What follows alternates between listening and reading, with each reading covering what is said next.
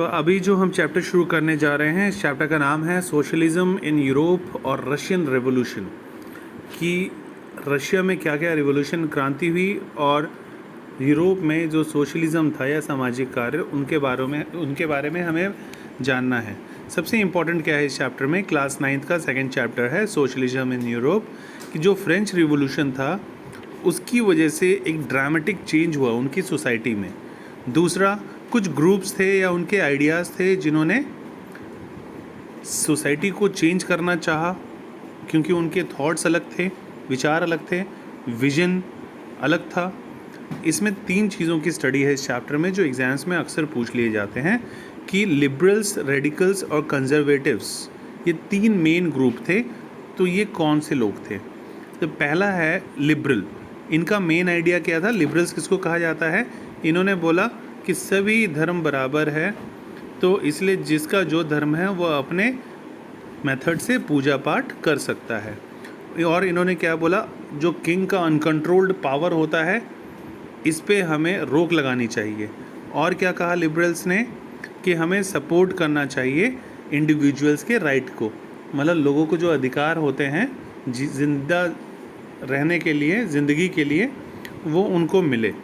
चौथा पॉइंट है बेटा, इन्होंने रिप्रेजेंटेटिव, मतलब जैसे हमारे देश में होता है पार्लियामेंट बनता है, हम अपनी गवर्नमेंट सेलेक्ट करते हैं तो हमारे रिप्रेजेंटेटिव होते हैं हमारे नेता, इस चीज़ को सपोर्ट किया लिबरल्स ने।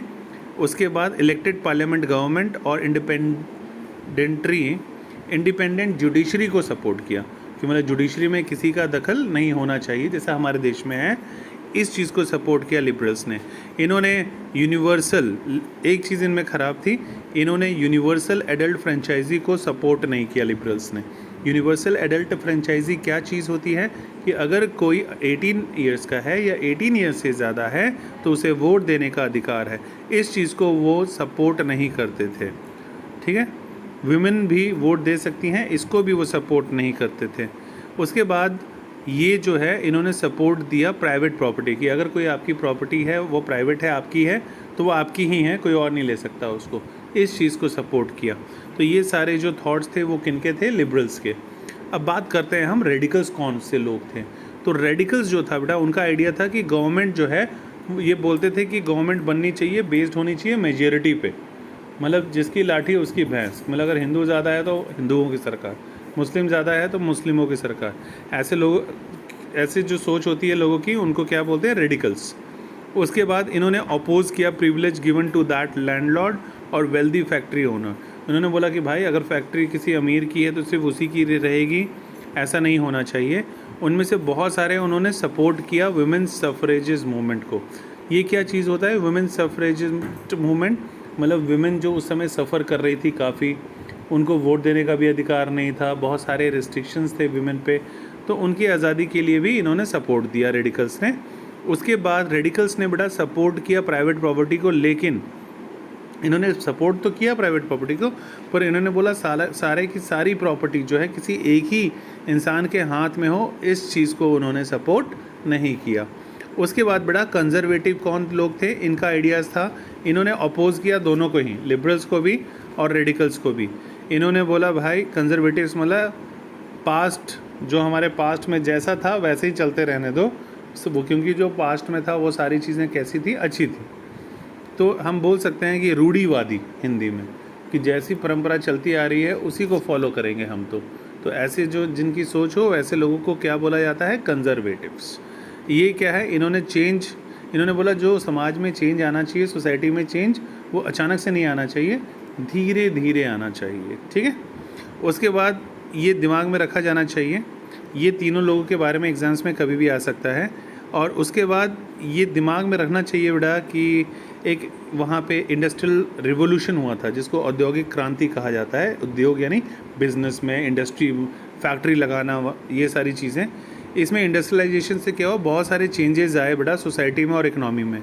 तो जैसे जैसे प्रॉब्लम्स थी वहाँ पे जो बढ़ रही थी अनएम्प्लॉयमेंट की, मतलब बेरोज़गारी की, लॉन्ग वर्किंग आवर्स, मज़दूरों से 8 घंटों से भी ज़्यादा समय काम लिया जाता था, ये सारी चीज़ें प्रॉब्लम थी बेटा। उसके बाद पुअर वेजेस, वेजेस मतलब क्या था, सैलरी, सैलरी भी उनकी अच्छी नहीं थी।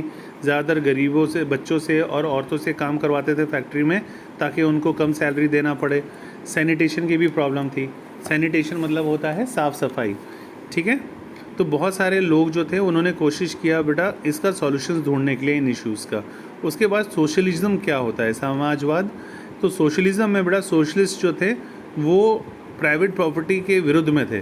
उन्होंने बोला कि भाई जो प्रॉपर्टी है किसी एक ही इंसान के हाथ में नहीं होनी चाहिए, बल्कि जैसे अगर किसान खेती कर रहा है तो खेत किसको दे दो, किसानों को दे दो, ठीक है। तो सभी के पास रहेगा प्रॉपर्टी। कुछ विजन्स जो था सोशलिस्ट का वो क्या था, ये हमें देखने को पता चलता है। रॉबर्ट ओवेन ने क्या बोला कि एक कोऑपरेटिव कम्युनिटी बनाओ। उसके बाद लुइस ब्लैंक ने क्या बोला, वो चाहता था कि गवर्नमेंट जो है वो कोऑपरेटिव को इंकरेज करे और जो कैपिटलिस्ट एंटरप्राइजेज है, कैपिटलिस्ट मतलब क्या होता है, वही जो बिजनेसमैन जिनके पास बहुत ज़्यादा पैसा होता है, उस परंपरा को ख़त्म कर दे। फॉर एग्जांपल अगर मैं बात करूं हमारे देश में अमूल है, तो अमूल जो है वो एक कोऑपरेटिव सोसाइटी ने बनाया था। अमूल का मतलब ही वही है बेटा कि अमूल में जो है मिल्क यूनाइटेड लिमिटेड जो है, तो आनंद यानी आनंद एक जगह है गुजरात में। तो गुजरात में कुछ दोस्त थे, उनके पास क्या था, ज़मीन था। कुछ दोस्त थे उनके पास भैंसें थी, कुछ दोस्तों के पास पैसा था और एक के पास मैनेजमेंट स्किल्स था। तो सब ने मिल अपना एक बिज़नेस शुरू किया और उसका नाम रखा गया अमूल। इसमें कुछ जो शेयर्स हैं वो गवर्नमेंट का है और कुछ जो शेयर्स हैं वो उन्हीं लोगों का है जिन्होंने अपना पैसा लगाया था। किसी ने अपना कैटल्स लगाया, किसी ने अपना पैसा लगाया, तो सभी ने मिलके शुरू किया था बिज़नेस। तो उसके बाद बेटा इसमें सबसे इम्पॉर्टेंट है एक कार्ल मार्क्स और फ्रेडरिक एंजल, इनका नाम बहुत फेमस है।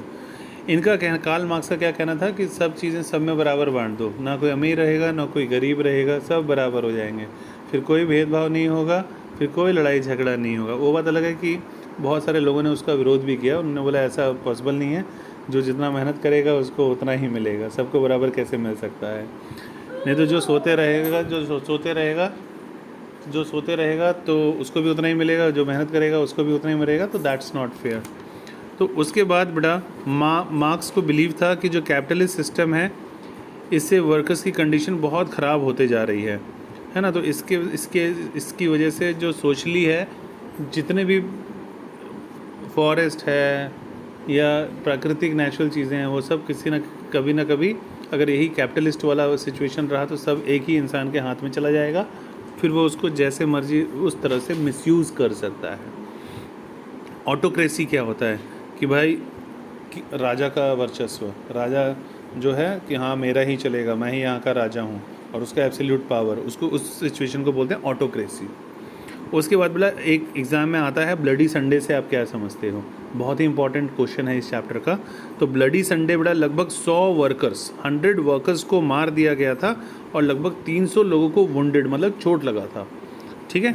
जब वर्कर्स जो थे बेटा विंटर पैलेस के, उन्होंने पुलिस को फिर अटैक कर दिया था और ये इंसिडेंट में काफ़ी लोग मरे थे, काफ़ी घायल हुए थे, इसलिए इस इंसिडेंट को बोला जाता है ब्लडी संडे, क्योंकि संडे के दिन हुआ था ऐसा, ठीक है। तो ये इसकी वजह से इसके बाद सीरीज़ ऑफ इवेंट शुरू हो गई और उसके इसी चीज़ को बोला जाता है 1905 रिवॉल्यूशन, 1905 का क्रांति।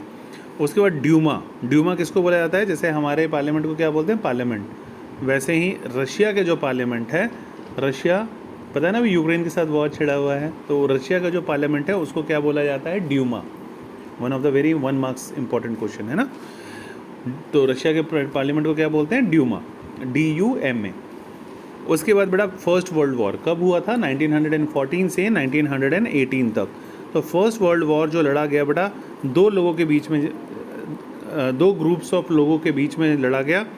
उसमें से बेटा एक ग्रुप जो था उसको बोलते हैं सेंट्रल पावर, इसमें जर्मनी, ऑस्ट्रिया और टर्की थे, और दूसरा जो ग्रुप में थे वो थे एलिड पावर्स कहलाते थे, इसमें फ्रांस, ब्रिटेन और रशिया था, ये तीनों एक ही टीम में थे। उसके बाद बेटा फेब्रुअरी रेवोल्यूशन, ये भी एग्जाम में आ जाता है इस चैप्टर का, one of the very important question है। तो फेब्रुअरी में 1917 में बेटा खाने की काफ़ी कमी हो गई वर्कर्स क्वार्टर में, उसके बाद जिसकी वजह से बहुत सारा प्रोटेस्ट शुरू हो गया। सोल्जर्स ने भी ज्वाइन किया था ये स्ट्राइक, जो वर्कर्स ने स्ट्राइक रखा था, हड़ताल रखी थी, तो वो इसमें सोल्जर्स ने भी इसको ज्वाइन किया। उसके बाद इस खतरे को देखते हुए जो सार था वो एब्डिकेट कर दिया गया और प्रोविजनल गवर्नमेंट बना दी गई, जैसे अभी श्रीलंका में हो रहा है। तो वहाँ का राष्ट्रपति जो राजपक्षे है वो भाग गया और लोग जाके आराम से उसके स्विमिंग पूल में तैर रहे हैं।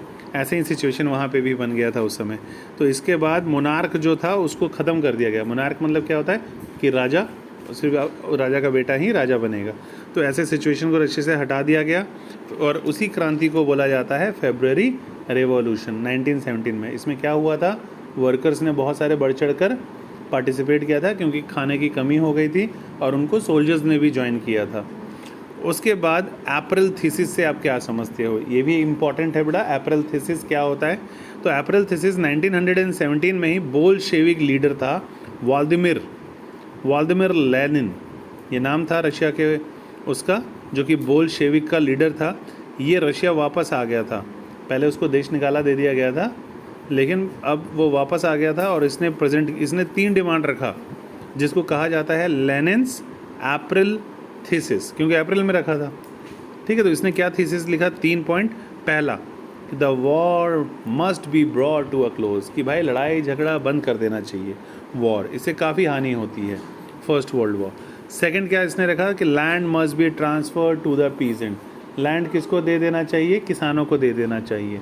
और तीसरा इसने ये रखा कि बैंक्स जो हैं वो किसी प्राइवेट लोगों के हाथ में, कैपिटलिस्ट के हाथ में नहीं होना चाहिए, बैंकों को नेशनलाइज्ड कर देना चाहिए, मतलब सरकार के अंडर आना चाहिए बैंक, ताकि कोई उसको मिसयूज़ ना कर सके।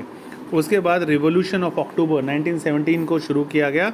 तो जैसे से झगड़ा जो था प्रोविजनल गवर्नमेंट और बोल्शेविक में बढ़ते गया बेटा, तो लेनिन ने एम्फेसाइज्ड मतलब होता है जोर दिया।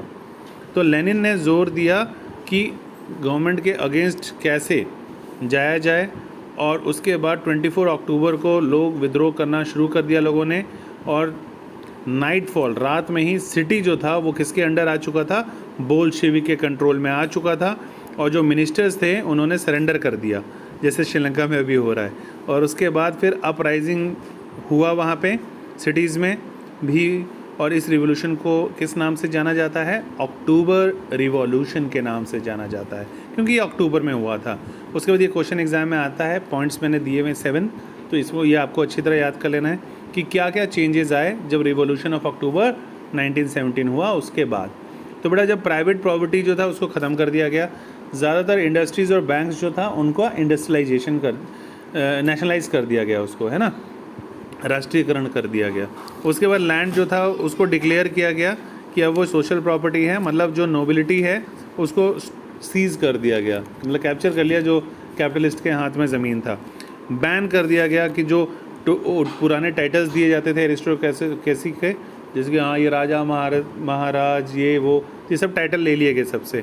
रशिया ने साइन किया एक पीस पैक्ट, किसके साथ? जर्मनी के साथ। नहीं तो पहले रशिया और जर्मनी में हमेशा लड़ाई होती रहती थी। फिर जर्मनी और उसमें एक शांति समझौता पास हुआ। उसके बाद रशिया जो था 1 पार्टी स्टेट बन गया, और रशियन कम्युनिस्ट पार्टी जो था अब सिर्फ वही पार्टी रशिया में बची, कम्युनिस्ट पार्टी। सब कुछ गवर्नमेंट के अंडर आ गया। सेंसरशिप लगाए गए, ठीक है, in all aspects of life उसको इम्पोज कर दिया गया सेंसरशिप को। बिगिनिंग जो है सिविल वॉर का रशिया में शुरू हो चुका था। सिविल वॉर क्या होता है? ग्रे युद्ध, मतलब कंट्री के अंदर ही सब आपस में लड़ना शुरू कर दिया था उन लोगों ने। उसके बाद सिविल वॉर क्या होता है? जब रिवॉल्यूशन हुआ तो पूरा का पूरा बेटा जो रशिया था वो डिवाइड हो गया 3 ग्रुप में। एक बोल्शेविक क्या कहलाते थे? द रेड कहलाते थे बोल्शेविक। उसके बाद सोशलिस्ट रिवॉल्यूशनरीज, सामाजिक क्रांतिकारी, वो क्या कहलाते थे? The green. उसके बाद था बड़ा वाइट्स कौन कहते हैं? सारिस्ट, जो सार के लोग थे उनको क्या कहते थे? वाइट्स। तो इन तीनों में लड़ाई होते रहता था। एक सिविल वॉर इन ग्रुप में रशिया में शुरू हो गया, और ग्रीन और वाइट इनको सपोर्ट था बेटा फ्रांस का, यूएसए का, ब्रिटेन का और जापान का, ठीक है। तो लूटना, बैंडिट्री, डाका डालना, फेमाइन, ये सब बहुत ही कॉमन हो गया था इस सिविल वॉर में। काफ़ी लोग बर्बाद हुए थे। फिर कैसे कैसे जो रशिया था सोसाइटी वो सोशलाइज्ड बनी। तो इसमें बड़ा सबसे पहले तो बैंक, ये भी इम्पोर्टेंट क्वेश्चन है इस चैप्टर का। तो तो बैंक और इंडस्ट्री जो थे उसका क्या हो गया था वहाँ पे, नेशनलाइजेशन, राष्ट्रीयकरण हो गया था, मतलब गवर्नमेंट के हाथ में आ गया था। कलेक्टिव फार्मिंग लोगों ने मिलजुल के करनी शुरू कर दी थी, इंडिविजुअल किसका लैंड नहीं रहा। सेंट्रल प्लानिंग यानी 5 ईयर प्लान शुरू किया, जैसे हमारे देश में है, गवर्नमेंट 5 ईयर के लिए कोई प्लान बनाती है और उसके लिए वर्क हार्ड करती है। और उसके बाद स्कूलिंग सिस्टम डेवलप किया गया बड़ा। उसके बाद फैक्ट्री वर्कर्स और किसानों को यूनिवर्सिटीज़ जाना अलाउ कर दिया गया वहाँ पे, जो कि पहले अलाउ नहीं था। उसके बाद जो क्रचेस थे, क्रचेस पता है ना, छोटे छोटे बच्चे होते हैं वो क्रचेस में जाते हैं, वो उसको इस्टेब्लिश किया गया फैक्ट्रीज़ में, ताकि वुमेन जो काम करने आएंगे उनके छोटे छोटे बच्चे कहाँ रहेंगे, तो उसी क्रचेस में वो खेलते रहते थे। ऐसे सिचुएशन बनाई गई रशिया में। मॉडल लिविंग क्वार्टर्स बनाया गया वर्कर्स के लिए। अभी भी जैसे हमारे देश में टाटा में जो काम करता है उनको टाटा जो है क्वार्टर बना के देता है रहने के लिए, ठीक है, गवर्नमेंट की तरफ। उसके बाद एक और टर्म है बेटा जो पेपर में अक्सर आ जाता है कि आप कलेक्टिवाइजेशन से क्या समझते हो। तो जो स्टालिन था उसने कलेक्टिवाइजेशन प्रोग्राम रशिया में शुरू किया था। इसमें क्या करता था, जो किसान हैं उनसे ज़बरदस्ती उनको बोला जाता था कि किसी के पास अकेला नहीं रहेगा ज़मीन, कलेक्टिव फार्मिंग करो, मतलब सब मिलजुल के करो खेती। उसकी लैंग्वेज में, रशियन लैंग्वेज में इस सिचुएशन को या कलेक्टिवाइजेशन को क्या बोला जाता है, कोलखोज। तो ज़्यादातर लैंड और इम्प्लीमेंट जो था उसको ट्रांसफ़र कर दिया गया ओनरशिप ऑफ कलेक्टिव फार्म के लिए, ठीक है। और जो किसान थे बेटा वो वर्क करते थे लैंड पे, और कोलखोज प्रॉफिट जो था वो आपस में शेयर कर लेते थे।